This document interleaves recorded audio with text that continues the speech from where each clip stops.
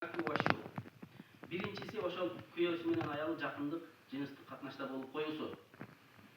Жана жеп коюусу. Кандайдыр бир нерсени жеп кое турганбыз, билген абалда. Жана кандайдыр бир нерсени ичип коюу. Эгерде ушул нерселерди азыркы төмөндө 22 нерсени айтабыз, булардын бардыгын эгерде билген абалда, эстеген абалда, билип туруп, мындайча айтканда билип туруп сууга сие турган болсо, ал адамга 60 күн кафарат мойнуга милдет болот деген.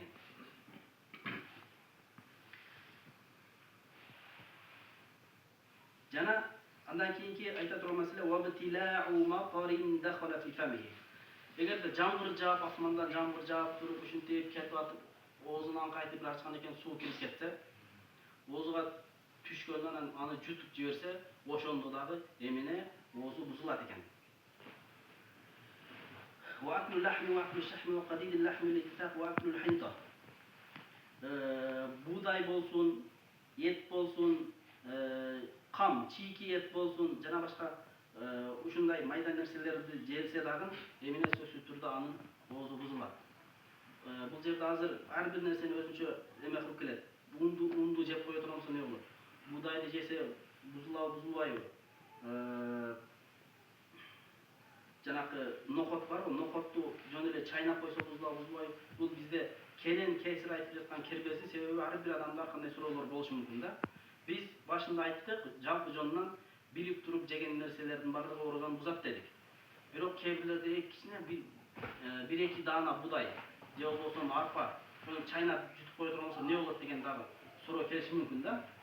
Ошолорду дагы эмне мынау көйдөнүндө суроолору калбасын деген максатта алымдарыбыз ар бирини ийне жимине чейин бизге эсептеп эмне айтып берген.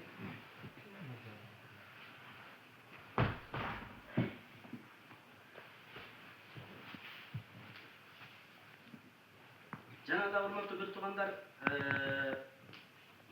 وابتلاع حبة جوزهم وابتلاع حبة حنطة أو سمسمة أو نحوها. Habba деген дан. Buğdayдын даны болсун. Көбүнчө аялдар ошол нерсени жейт экен. Бунун ошону жесе дагы эмне оорузосу бул эч кандай бир ден соолукка пайдасы жок, тескерисинче бул зыян экен. Ошол себептен дагы аны жеген жакшы эмес деп эмне алымдарыбыз айтышат.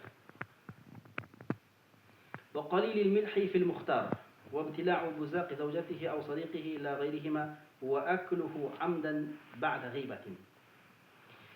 Андан кийин урматтуу бир туугандар, аз өлчөмдө тузду жалап кое турган болсо.